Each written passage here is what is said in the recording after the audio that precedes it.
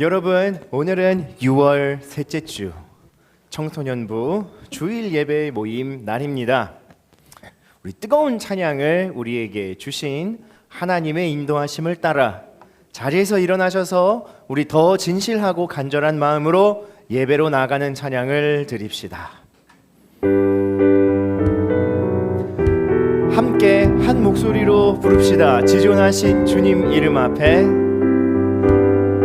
지존하신 주님 이름 앞에 모두 무릎 꿇고 다 경배해.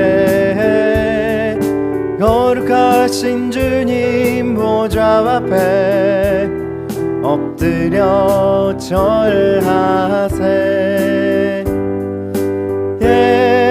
예수는 그리스도, 예수는 주,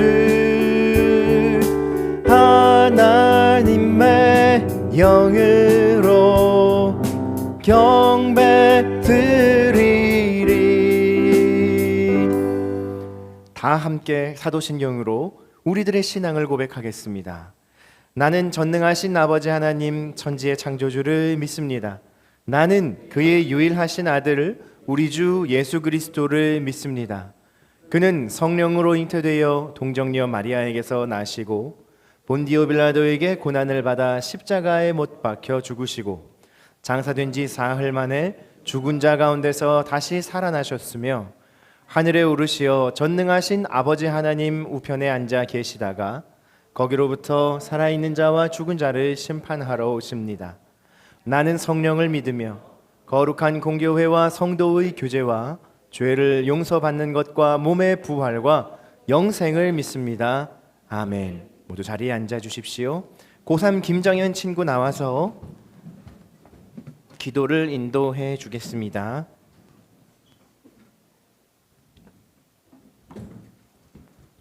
하나님 아버지, 오늘도 저희가 교회에 모여 예배드리게 하심에 감사드립니다. 곧 학생들이 1학기 마지막 시험을 치르게 될 텐데 저희의 노력과 열정을 축복해 주시고 만족스러운 결과를 받도록 해주세요.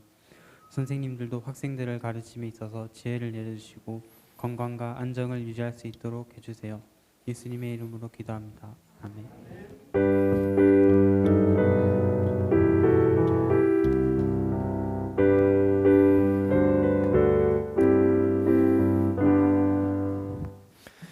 이 시간은 우리 잠깐 이제 하나님께 향했던 우리의 눈과 마음을 양옆 서로를 향하여 돌리고 서로를 축복하며 교제하는 시간입니다.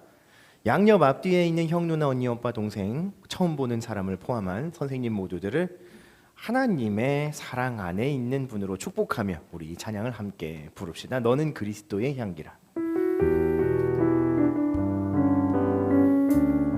너는 그리스도의 향기라. 너는 그리스도의 편지라. 하나님 앞에서 그리스도의 향기니 너를 통해 생명이 흘러가리. 너를 통해 사랑이 흘러가리. 네, 우리 하나님께 감사와 영광의 박수를 돌리고요. 오늘은 몇몇 친구들을 소개하고 좀 환영하려 합니다. 선생님, 저한테 그 오늘 온 새 친구 이름이 현규 맞나요? 예, 현규의 카드를 주십시오. 그리고 카드가 없어도 소개할 수 있는 고3 창민이가 여러분 오랜만에 우리 예배에 나왔습니다. 잠깐 일어나 주세요. 박수 한번 주세요.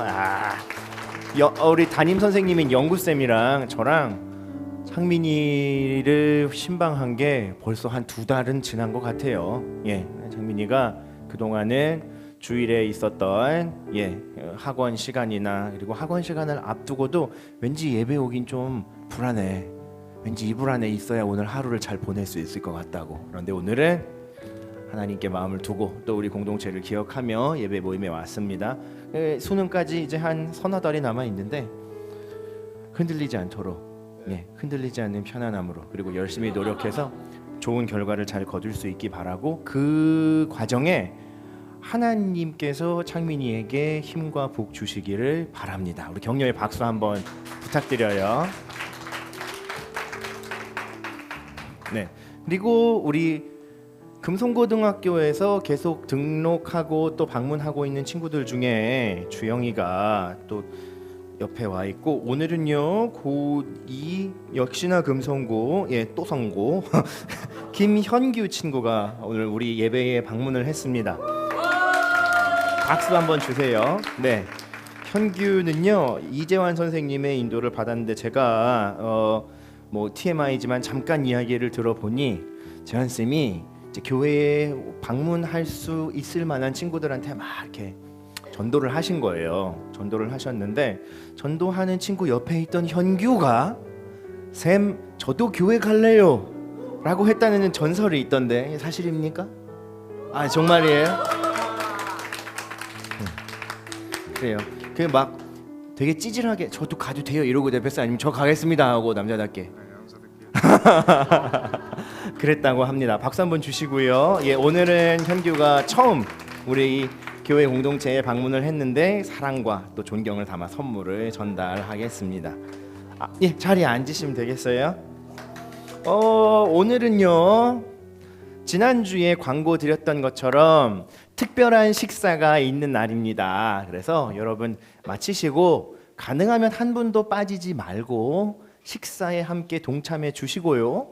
지난주에 말씀드렸던 것처럼 이번 여름 캄보디아 단기 선교를 위한 바자회에 선교 후원금을 기부하실 수 있는 날이니까 네, 식사를 하시고 가지고 온 기부금은 5층인가요?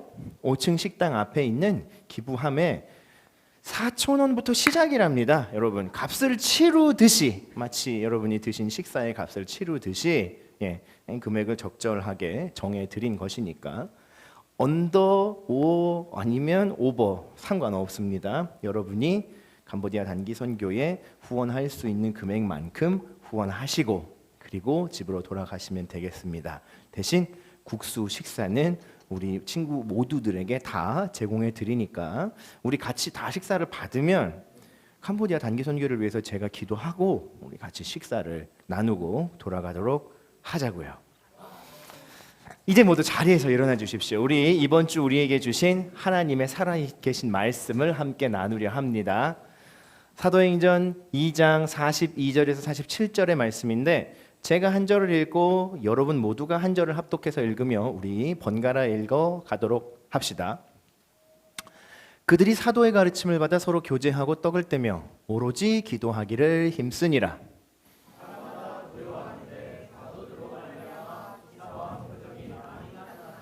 믿는 사람이 다 함께 있어 모든 물건을 서로 통용하고 날마다 마음을 같이하여 성전에 모이기를 힘쓰고 집에서 떡을 떼며 기쁨과 순전한 마음으로 음식을 먹고 하나님을 찬미하며 또 온 백성에게 칭송을 받으니 주께서 구원받는 사람을 날마다 더하게 하시니라. 아멘. 자리에 앉겠습니다. 먼저 우리 지난주에 있었던 우리 방예신 여사님 그리고 우리 말과 마음이 아닌 손과 발로 하던 하나님의 선한 일에 대한 복습을 잠깐 해보려 해요. 우리 6월 달에는 계속해서 우리 나라사랑 주간으로 함께 예배 모임 때마다 말씀을 나누고 있는데 성경 말씀에 뼈대가 되는 말씀 한 구절을 나누고 우리 120여 년의 조선교회사 역사 가운데에 있었던 하나님의 부르심에 순종했던 인물들의 이야기를 함께 나누고 있죠. 첫 번째 주에는 남강희 승훈 선생님, 지난주에는 방예신 여사님의 이야기를 함께 나누었었습니다. 정말 꽃다운 나이에 원치 않았던 질병으로 자기의 몸이 부서져라 거리의 빈민들과 고아들과 그 지역에 그리스도를 영접했던 사람들을 섬기셨던 방예신 여사님의 삶은 마치 이렇게 정리할 수 있죠. 배움으로만 끝나지 않았고 마음의 온정으로만 끝나지 않은 배움과 마음이 함께 합치하여 하나님의 부르심에 순종했던 삶이다. 뿐만 아니라 머리로 알고 구체적으로 마음으로 품을 가슴을 만든 뒤에 손과 발로 직접 거리에 나아가 삶과 삶이 부딪히며 하나님의 사랑과 도움이 필요했던 사람들에게 자기의 것을 기꺼이 나누어 주었던 삶이었다. 그렇죠? 그래서 방해신 여사님이 임종을 얼마 앞두지 않았던 어느 날 썼던 일기의 한 구절도 우리는 살펴보았었어요. 그렇죠? 독신으로 살더라도 하나님의 영이 함께 하시면 절대로 외롭지 않다. 즉 혼자서 가는 길, 다른 사람을 돕고 나의 시간과 열정과 나의 있는 것을 내어주는 삶은 옆에서 보기엔 굉장히 힘들고 고단해 보이고 어떻게 보면 굉장히 호구 잡힌 삶 같은, 내 것을 챙길 수 없는 것만 같은 삶의 모습일 수 있어 보이죠. 하지만 방해신 여사님의 고백을 통해 우리는 예수님을 따르고자 하는 자신의 다짐과 순종으로 말미암아 하는 선행들은 예수님이 하나님께로부터 받으셨던 위로와 구원과 부활의 생명의 역사를 분명히 경험하게 되는구나. 설령 죽음이 그 삶을 가로막는 것 같아도 그 삶의 불꽃 같았던 그 열정과 선한 영향력들이 전주 땅에 오랫도록 남아 교회와 교회를 다니지 않는 사람들을 막론하고 방해신 여사님의 삶을 추모하고 기억했던 것을 우리는 살펴볼 수 있었어요. 오늘은요, 이렇게 개인이 아닌 공동체, 바로 교회라고 하는 모습에 대해서 먼저 성경의 말씀을 하나 살펴볼 거고요. 우리나라에 있었던 특별한 교회, 첫 번째 조선 사람들의 손으로 지었던 소래교회의 이야기를 좀 살펴보려 합니다. 먼저 오늘 사도행전 2장에 나와 있는 초대교회의 모습을 잠깐 정리해 보려 해요. 초대교회의 형성의 역사는 간단히 얘기하면 이렇습니다. 예수님이 죽으셨다가 3일 만에 부활하신 후에 잠시 땅에 머무르시다가 제자들에게 마지막 명령을 주시고 하늘 위로 올라가세요. 올라가시면서 약속을 하셨죠. 그 약속을 정리하면 뭐예요? I will be back. 나는 돌아올 거야. 그러니 가르치고 너희에게 보여줬던 사랑과 복음을 전하고 제자를 삼도록 하여라 라는 명령을 주셨어요. 사람들은 예수님의 명령을 안고 예수님이 주신 약속에 따라 기도했는데, 기도한 사람들마다 예수님이 약속하셨던 성령의 능력이 내려와서 그 사람들이 예수님의 복음을 전할 때에 하루 만에 수천 명이 예수님의 복음을 영접하는 사건이 일어났죠. 그리고 나서 첫 번째로 형성된 교회 모임이 바로 예루살렘 교회예요. 거기에는 유대인들도 있었고요, 해외파 유대인들도 있었고 이방인 중에 몇몇들도 분명히 있었을 거예요. 그런데 중요한 것은 이 사람들이 그전까지는 없었던 새로운 모임 안에서 아주 특별한 삶의 양식들을 보이기 시작했는데, 첫 번째는 서로 열심히 예수님의 말씀을 배우고 익혔다는 거예요. 그 다음에는 그것들을 기억하고 기념했는데, 여러분 우리가 1년에 4번에서 6번 정도 예수님의 식탁, 성찬식을 하죠. 그죠? 지난 주간에 우리 준, 수진이, 그리고 윤우, 이렇게 세 사람이 세례와 입교를 받았는데, 이처럼 세례를 받고 교회의 정식 일원이 된 사람들이 예수님의 식탁에 참여를 할 수가 있잖아요. 초대교회는 예수님께서 이것을 먹고 마실 때마다 나를 기념해라 라는 말씀대로 매주일 매일 모일 때마다 저녁에 함께 모여 예수님의 식탁을 나누었다고 해요. 이건 기념이죠. 그리고 나서는 뜨겁게 하나님의 이름을 찬양하고 함께 모여서 기도하기를 힘썼다고 해요. 따로 떨어져서 기도를 할 수도 있었지만 이 사람들은 함께 모여서 소리를 높여서, 때로는 각 사람들이 알고 있는 말로, 그러다 보면 어떤 일이 일어나냐면 하나님의 성령이 그곳에 갑자기 임하셔서 자기가 한 번도 해본 적이 없었던 언어로 기도하는 사람들이 막 출몰하기 시작했어요. 더 신기한 건 뭘까요? 한 번도 해본 적이 없는 그 말을 알아듣고 통역해주는 사람들도 나타나기 시작했다는 거예요. 아마 교회 생활을 오래 해봤던 친구들 중에는 이 방언이라고 하는 특별한 사건에 대해 들어본 적이 있을 텐데, 여러분, 방언은요, 기도를 하다가 갑자기 이상한 세계에 빠져드는 것도 아니고요, 광신도들만 경험할 수 있는 그 어떤 것도 아니고요, 초대교회에 분명히 기록된 첫 번째 기도 모임의 근거로 볼 때 누군가 아무도 알지 못하는 언어로 이야기했지만 그 말을 알아듣고 통역해주는 사람이 있었다는 근거로 미루어 볼 때 방언 사건의 본질은요, 소통이에요. 하나님과 하나님을 믿는 사람들이 소통한 것이고, 그 사람들을 통해서 나와 또 다른 너 그리고 우리가 한 분 하나님의 뜻과 그분의 계시 안에서 부르심 받았다는 사실이 확실해지는 사건이었던 거죠. 이처럼 초대교회에는 교회들을 특징 지을 만한 굉장히 독특한 상황들이 있었어요. 여기까지는 이해가 되시죠? 자, 그러면 이제 이 집단들을 뭐라고 불러야 하냐 하다가 에클레시아라고 하는 이름으로 이 모임들을 부르기 시작해요. 그 말은 부름을 받았다, 부름을 받아 모였다라고 하는 의미의 헬라어 단어의 어원을 둔 건데, 사실은요, 여러분, 교회가 최초로 에클레시아라는 이름으로 불린 게 아니었다고 해요.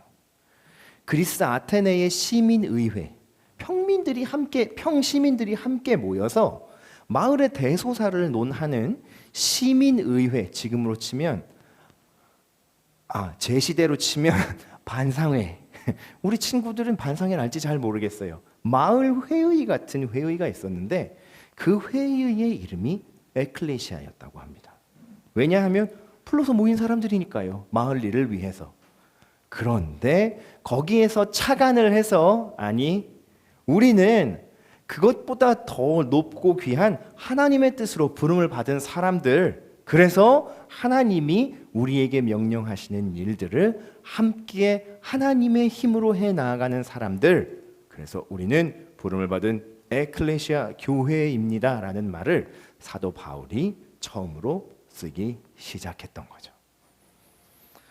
자, 비록 교회라고 하는 이름의 첫 번째 기원은 마을 반상회에서 왔지만, 마을 반상회는 어느 누구도 말씀을 배우고 기억하고 찬미하고 기도하려고 노력하지 않아요. 오직 예수님의 이름으로 모인 교회만 이런 일을 하는 모임이었던 거죠. 이제 여러분에게 특별한 교회를 하나 더 소개하려고 합니다. 때는 지금으로부터 약 140여 년 전, 1880여 년쯤에 황해도, 그러니까 지금으로 치면 우리 북조선, 이쪽에 서상조, 서경륜이라고 하는 두 형제가 있었는데, 서상륜은 형이었고 서경조는 동생입니다. 서상륜 선교사는 만주성에 자신의 볼일 때문에 들락날락하다가 당시에 중국에 와 있던 로스 선교사님을 만나 성경 번역하는 일을 하면서 예수님을 영접하게 되었어요. 그리고 동생 목사님은 형에게서 복음을 받고 조선에 있던 언더우드 선교사님에게 세례를 받고 교인이 되었죠. 그런데 문제는 이분들이 전파하고 나누려고 했던 예수님의 복음, 이 성경을 당시 조선에서는 배포 금지했다는 데 있었어요. 졸지에 두 사람은 범법자 신분이 되어버립니다. 그리고 자신들이 나고 자랐던 마을, 그리고 본인들이 경험을 가지고 있던 소래마을이라고 하는 마을로 왔는데, 여기는 인천 소래포구가 아니고요, 여러분, 황해도에 있는 송화마을 이라고 하는 동네입니다. 그래서 그 마을에 서상륜 선교사님과 서경조 목사님이 자신들의 친척집 사랑방에서 아주 비밀스럽게 사람들을 초청하며 예수님의 복음과 하나님 나라의 말씀을 가르치기 시작했어요. 처음에는 사랑방 모임으로 시작한 줄 알았지만 이곳에는 예수 그리스도의 이름으로 모인 사람들만이 가질 수 있는 특징이 있었죠. 뭐였을까요? 말씀을 배우고 예수님을 기억하고 기념하고 모이면 함께 찬양하고 떡을 떼고 나누다가 뜨겁게 기도하며 하나님 일을 하려는 모임이 시작된 거예요. 동사무소도 아니었고 마을 사랑방도 아닌 이제 그야말로 소래교회가 시작되게 된 거예요. 서목사님이 모인 자리에 처음에는 2사람이, 그 다음에는 6사람, 7사람이 함께 모이다가 더 많은 사람들이 모이게 되면서 이제는 교회당을 건축해야 하게 되었죠. 그런데 그때 우리나라에 머물러 있었던 언더우드 선교사님은 이런 선교 정책을 내어놓았어요. 한 민족에게 처음으로 복음이 전달되었다면, 그리고 그들이 예수님께 진정으로 헌신되었다면 이들은 스스로 자립하여서 자활하고 자존할 수 있어야 한다. 쉽게 말하면 무슨 뜻이냐면 자신들이 직접 교회를 꾸리고 그 교회의 생활을 이어가며 교회의 대소사들을 치리할 수 있어야 한다. 다른 문화권에서와 복음을 전해둔 선교사가 계속해서 이 민족의 주인 노릇을 할 수는 없는 것이다. 어떻게 보면 나는 손 뗄 테니 여러분 알아서 하십시오라고 하는 거리감을 두는 표현인 것 같지만, 아니, 소래교회의 사람들은 언더우드 선교사님이 했던 말의 진정한 의미와 또 이 일을 응당 자신들이 해야 한다는 책임감을 잘 알고 있었어요. 소래 마을에서는요, 어느 누구도 남에게 베풀고 나눌 만큼 여유 있는 사람들이 없었는데, 글쎄, 나무하던 김첨지 어르신은 교회가 끝나면 뒷산에 올라가서 소나무를 해와서 교회 마당 앞에 차근차근 놓기 시작하고, 어린아이들과 여인들은 집에 있던 광목천을 가지고 오고 귀한 종이를 직접 만들고 벽돌을 구워 나르기도 하면서 자신들이 모여야 할 예배당을 지어가기 시작하게 되었던 거죠. 그래서 실제로 소래교회는요, 역사상으로도 기록되었던 조선 교인들의 손으로 최초로 지은 교회당이 된 거예요. 자, 이제 교회당이 함께 모였고 사람들도 더 많이 들어올 수 있게 되었는데, 문제는 예배당에 온 사람들이 성경 말씀을 가지고 예수님 말씀을 배워야 되는데, 불사 마을 사람의 절반 이상은 한글을 읽고 쓸 줄 모르는 문맹들이었던 거예요. 그래서 서상윤 선교사와 서경조 목사님과 교회의 교인들은 야간 학당을 열어서 한글을 가르치기 시작합니다. 교회에 가면 글을 모르는 사람들도 글을 배울 수 있게 된 거예요. 그 중에는 성경 말씀을 배우기 위해서 한글을 배우러 온 사람들도 있었지만 안 그런 사람들도 있었겠죠. 하지만 교회는 두 부류의 사람들을 차별하지 않고 원하는 사람 누구에게나 글을 가르쳐 줬어요. 그러다가 나중에는 아예 학교 교실을 지어서 교회에 모였던 어린이들에게 공부를 가르치기도 했죠. 뿐만 아니라 필요한 모든 것들이 있다면 십시일반 헌금을 해서 마을에 필요한 사람들에게 이 일들을 나누어 주기도 했어요. 그러면서 소래교회는 조금씩 서양 귀신을 쫓는 이상한 사람들이 모이는 예배당이 아니라 예수님 사랑을 전파해서 배고픈 사람이 가면 음식을 얻을 수 있고, 글 모르는 사람이 가면 글을 가르쳐주고, 병 걸린 사람이 가면 약을 얻을 수 있는 그야말로 마을 사람들의 피난처가 되어줬다고 하는 거예요. 여러분, 어제랑 오늘 우리 성민교회에서는요, 캄보디아 해외 단기 선교를 위한 모금 바자회를 하고 있어요. 근데 잘 보세요. 모금 바자회에 이제 우리 성도님들이 많은 물건도 모아놓고 음식도 열심히 준비했단 말이죠. 그래서 교인분들이 오시면 아이고 집사님 오셨어요. 아이고 다은이도 어서 왔니? 아이고 우리 정연이도 어서 오고 유빈이도 어서 왔니? 하다가 마을 주민이 기웃기웃 와서 이거 뭐 하는 거예요? 하면 찬바람 쌩쌩 불면서 볼일 없으니 가슈. 이러면 얼마나 이상하겠어요. 이 마을에 그리고 이 지역에도 예수님의 사랑은 필요한 건데 예수님이 부산 사하구 괴정동의 성민교회를 딱 세워놓고 201번지 승학로의 요 건물에 모이는 사람들한테만 내 사랑을 주겠다 하신 게 아니거든요. 오히려 이곳에 화살 하나가 딱 꽂히면 거기서부터 물이 퍼져나가듯 얼룩이 번져나가듯 그리고 생명이 퍼져나가듯 예수님의 사랑과 복음이 뻗어나가기를 기대하며 이 땅 곳곳에 우리 교회와 같은 예수님의 사랑의 모임을 심으신 거죠. 우리는 이 여름에 그 특별한 부르심을 따라 캄보디아 땅에도 부름받은 우리 교회의 선교 대원들을 보내어서 그 땅에 예수님의 사랑의 화살을 뿍 꽂고 사랑의 바이러스가 샥샥샥샥 요건 조금 위험한 표현이니까 바이러스는 삭제하고 네. 이 사랑의 퍼져나감이 싹싹싹싹 더 캄보디아 땅을 물들일 수 있도록 그래 물들이다 좋네 그지? 바이러스는 좀 넘어갔어 그럴 수 있도록 하나님의 선교에 동참하는 것이거든요. 여러분 이것이 바로 교회의 본래의 목적 교회가 회복해야 하는 선교의 사명입니다.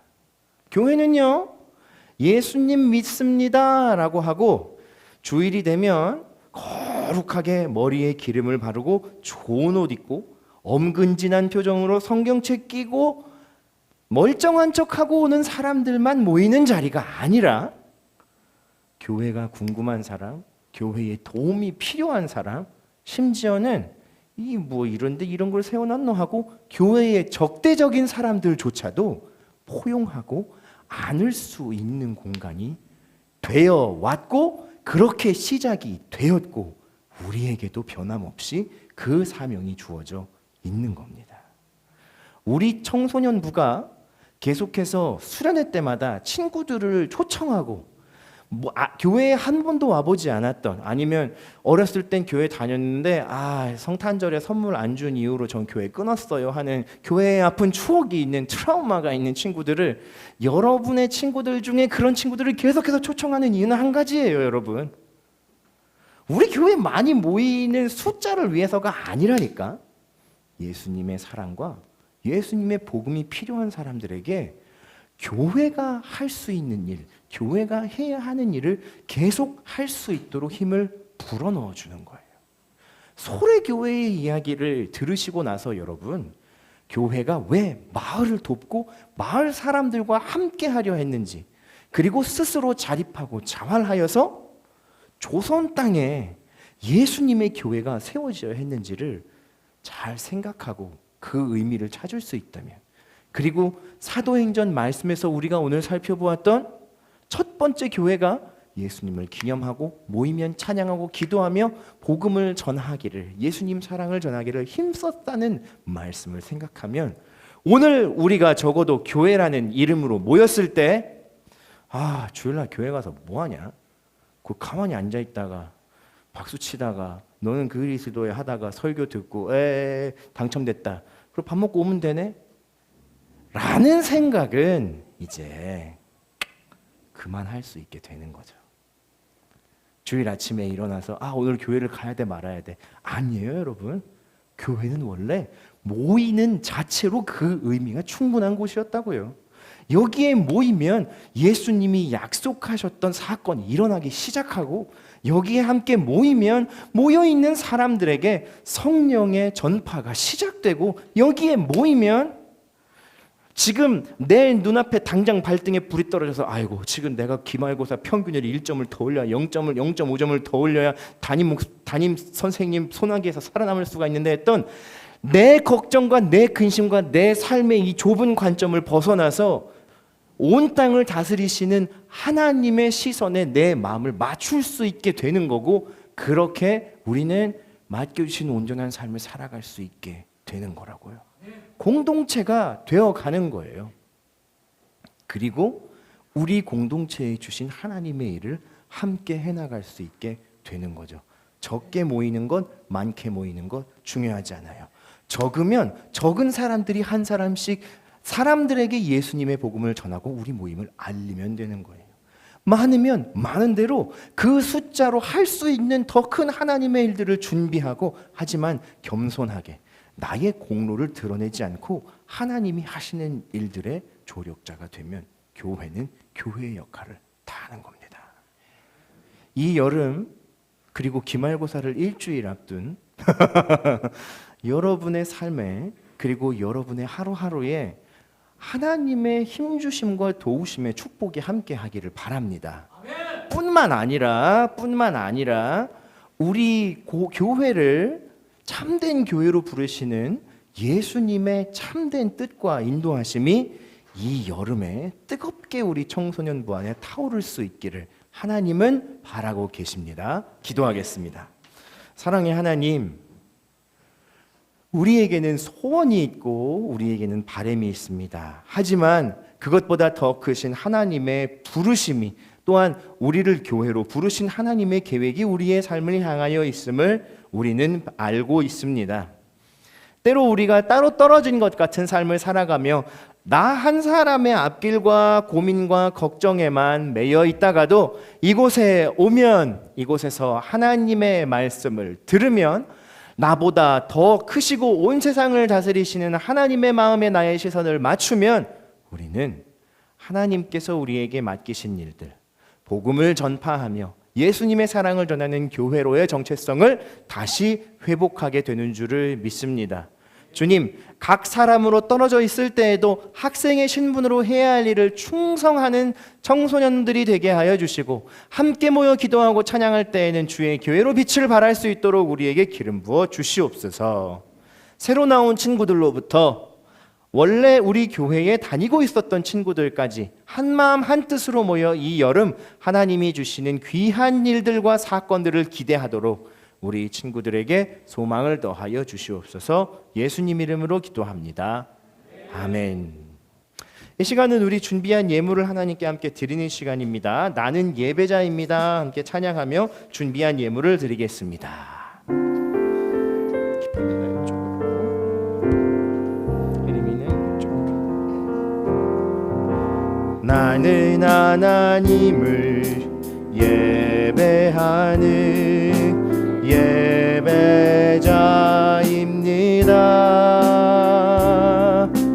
내가 서 있는 곳 어디서나 하나님을 예배합니다. 내 영혼 거룩한 은혜를 향하여, 내 마음 완전한 하나님 향하여 이곳에서 바로 이 시간 하나님을 예배합니다. 모두 자리에서 일어나셔서 헌금 기도하고 축도로 예배를 마칩니다. 하나님 감사합니다. 오늘도 주님 예배에 나와 부름받은 교회로서 하나님께 기쁘게 찬양하고 기도 드리고 말씀을 듣고 또 귀한 예물을 드렸습니다. 초대교회가, 소래교회가 그러했던 것처럼 이 드려진 예물들로 하나님의 일에 사용되게 하시고, 우리가 함께 하나님이 주신 모든 것에 감사하며 드리는 예물들로 주님 앞에 믿음의 고백 삼도록 도와주세요. 이제는 우리 주 예수 그리스도의 은혜와 하나님 사랑과 성령의 교통하심이 부름받은 교회로 예수 그리스도의 복음을 드러내며 복음의 향기 내는 삶을 살아가기 원하는 사랑하는 성민교회 모든 청소년들과 그들을 섬기는 선생님들의 삶 가운데 머리 위에 앞길에 이제와 영원토록 함께 계실지어다. 아멘. 예배 모임 마쳤습니다. 자리에 앉아주세요. 바로 추첨하고 식사를 하겠습니다. 저희 오늘